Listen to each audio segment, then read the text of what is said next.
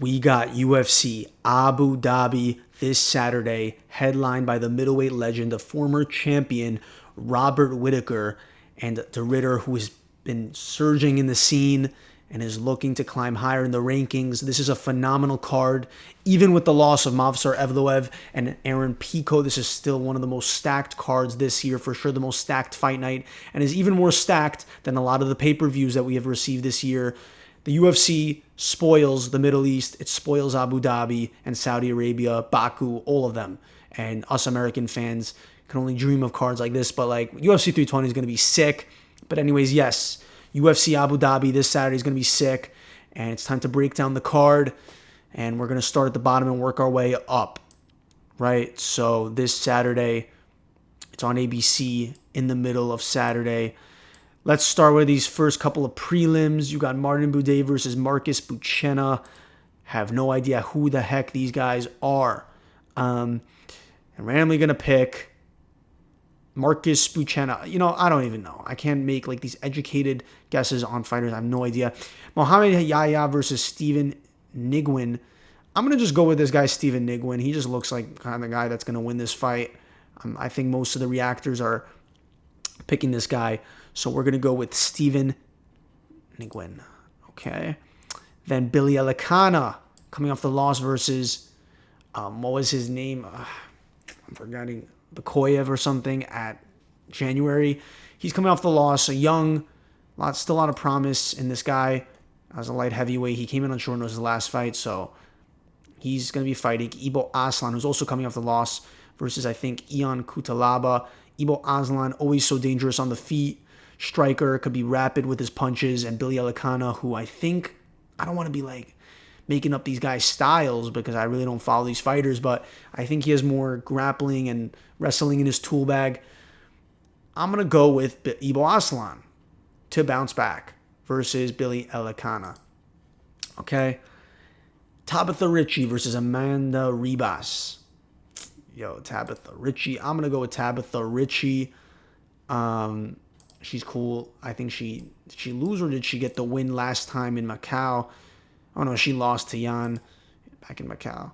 So then Damon Blackshear versus Davy Grant. Damon Blackshear. This guy. Who has this guy fought? I've seen this guy a couple times. Okay, so he's won his last two. Won his last three, I'm saying. Lost to Damon Jackson and Batista. He's doing pretty well for the most part. A bunch of wins over some nobodies, but Damon Blackshear, the monster, versus Davy Grant. Okay. I'm going to go with Damon Blackshear. Okay? That's what I'm going to go with. And then Carlos Leal versus Muslim Salikov. Muslim Salikov has one of the most savage head kick KOs in the UFC history. You can look it up. This guy does look like he's so old, though. He looks like he's 48. But 21-5. Nice karate, ninja style that this guy puts on his fights. And he's fighting Carlos Leal. Carlos Leal, dominant performance in his last fight versus Morano. This good Brazilian fighter. And he also took care of Renat Fakhretdinov. So yeah, this is a really good fight. This is where it heats up. I'm gonna be going with Carlos Leal. I'm going to go on Carlos Leal to take care of Muslim Salikov. And then Bryce Mitchell and Saeed Nurmagomadov as the featured prelim. The ever so controversial Bryce Mitchell. So happy to see how outclassed he got by Gene Silva in his last fight. Bryce Mitchell been staying on the L side. He lost to Ilia Topuria. Been losing to Bryce Mitchell. What am I saying? He lost to Josh Emmett. And then he just lost to Gene Silva, got choked out after getting masterclassed on the feet. So I'm looking for the same thing with Saeed Nurmagomedov. I'm going to pick against Bryce Mitchell always. Saeed Nurmagomedov, who's always fun on the feet, always fun on the striking. He is coming off the loss versus Vinicius Oliveira, who I did think that Saeed would have won that fight. So I do expect Saeed Nurmagomedov, though, to bounce back. These Medovs, man, these guys are clean on the feet. I'm saying most of these Dagestani guys are the wrestlers and grappling heavy, but Saeed Nurmagomedov, you'll see more on the striking side. and doing a lot of kicks and some fun strikes.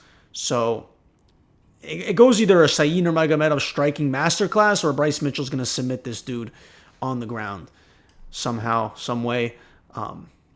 Bryce Mitchell's last win was Kron Gracie, where he just head slammed him. And Kron Gracie, I think, is cut or something, unless he wasn't. This is also Bryce Mitchell's debut at bantamweight after just not finding any success at featherweight. And hopefully he continues to lose and gets out of the UFC. So, yeah. Also, it was hilarious. Bryce Mitchell thought that a Russian guy was speaking Arabic. That video was so funny. Just goes to show how dumb this dude is. Saeed Nurmagomedov. Then we get into the main card. Nikita Krylov versus Bogdan Guskov. Guskov with a nice win in his last fight in January. Who was that? Was that versus Billy Elikana? Right, Billy Elikana stepped in on short notice for, I think he was supposed to fight Johnny Walker or something. And Nikita Krylov, who is coming off the loss versus Dominic Reyes. So, this is a good one too. You see, these cards are so stacked when they stack these up. Like, this is a great fight. Crazy pick, but I think Nikita Krylov. I don't know. This might be a crazy pick, but now Bogdan Guskov's a monster, though. He's a monster. But I'm gonna pick a crazy pick here and go with Nikita Krylov. I don't know. I feel like Nikita Krylov is gonna check Bogdan Guskov for some reason. I don't know. That's a feeling I get. Never take my predictions too serious, okay? I do this more for the love of the sport rather than actually like going into the nitty-gritty of picks and predictions. And I'm never telling anyone to bet on anyone because I do this for the love of the sport. I would have loved to have seen Asu Almabayev fight Ramazan Temirov. But Ramazan Temirov fell off the card. He's looking like a real scary flyweight prospect. So you put in Jose Ochoa, who had a crazy knockout in his last win. Coming out of Peru, he takes on Asu Almabayev, who took a loss to Manel Kape. I thought he got eye poked a lot in that fight. Like, Manel Kape was getting away with a lot of eye pokes, chased him down, eventually TKO'd finished him, and the ref stopped it. But Asu Almabayev, still a really talented and crafty flyweight. So, and he's taking on Jose Ochoa. I'm picking Asu Almabayev to hold his own here. I mean, if Jose Ochoa is the real deal, then he might get past Asu Almabayev, but I'm expecting Asu Almabayev to bounce back here too. So that's a cool flyweight fight in the mix.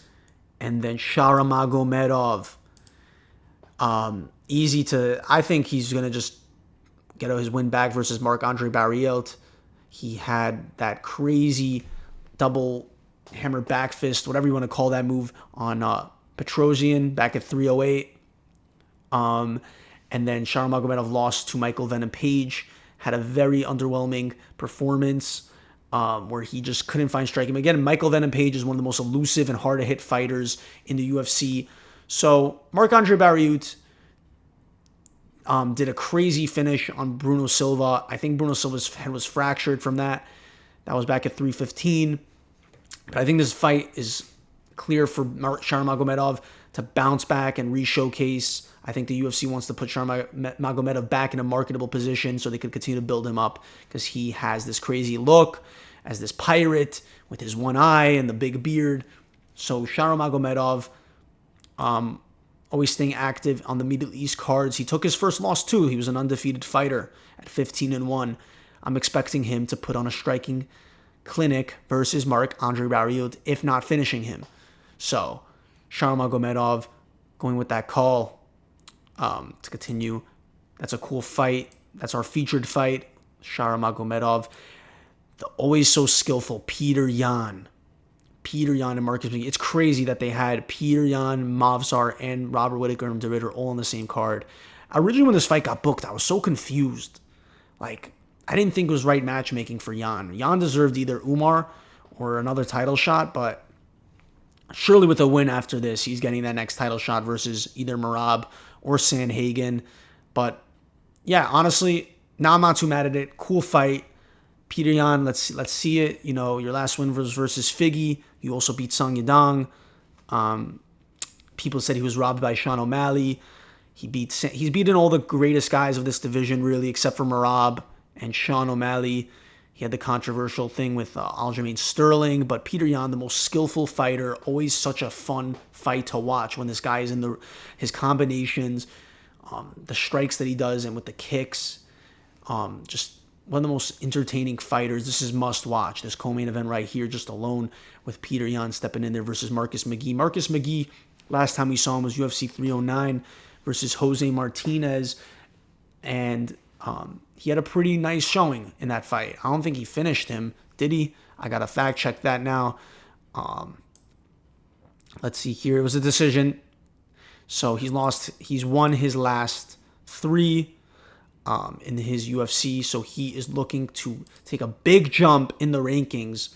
The number 12 guy is getting rewarded with a chance to jump to number 2, I believe. Number 3.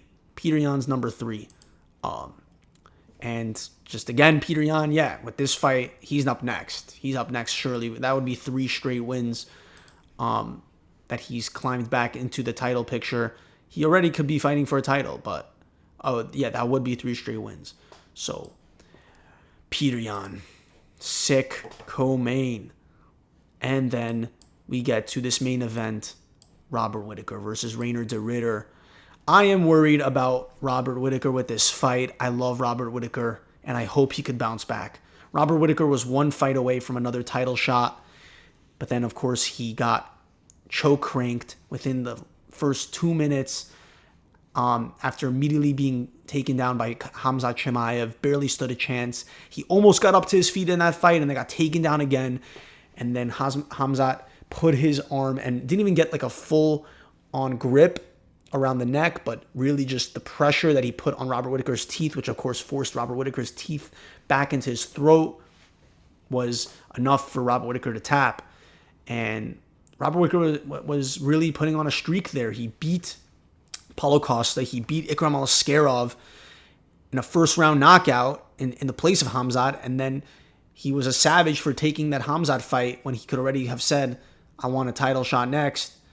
But he took the Khamzat fight, was a risk, ended up paying for it. Now he's a chance. And again, Robert Whittaker is in this unique position where he's saying that he's probably going to have only 4 more fights left in the UFC. And yeah, we just got to appreciate Robert Whittaker while we have him.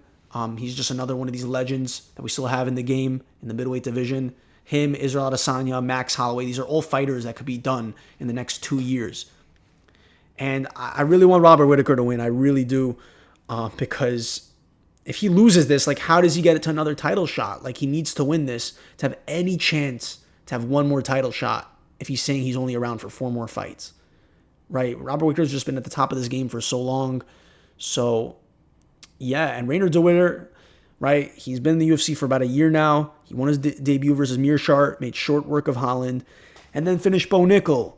So, de Ridder, he uses grappling.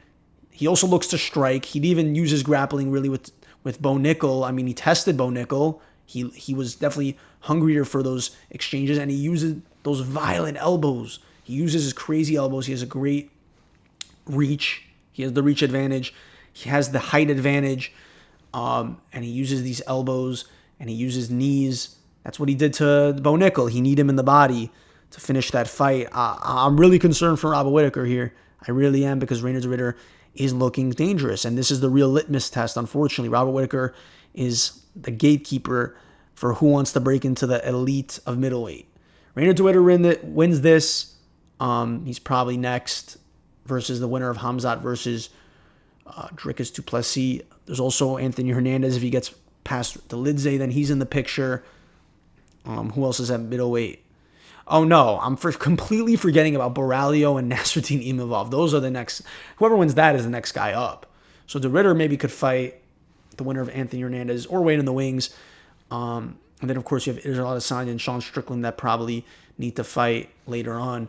So this is a scary one, but Robert Whittaker, I'm confident that with his wealth of experience and being in there with some of the best, there's a real possibility he can outstrike Reinder de Ridder on the feet. But when it comes to the grappling And wrestling, Robert Whittaker has some good defense, but Reinder the Ritter, he looks super dangerous, and I don't know. I really don't like how they're just. But I mean, yeah, this is part of the fun of the UFC. It's like I don't want to like have Robert Whittaker face like a nobody just so we could get back in the win column. But yeah, it's got to happen. But I'm hoping that Robert Whittaker holds his own and sends back Reinder the Ritter back into the back of the rankings. So yeah, Robert Whittaker, because I want Robert Whittaker to still be in the mix for these, to be in the mix for the title shot. So those are my thoughts again on UFC Abu Dhabi. Just an absolutely loaded fight night. And yeah, really excited for this one. Gonna be a great night of fights. The UFC is looking sick. As I keep on mentioning, we got crazy events in the future. The back end of the year is looking stacked with 320. So much more to dive into as the weeks go on. And until next time.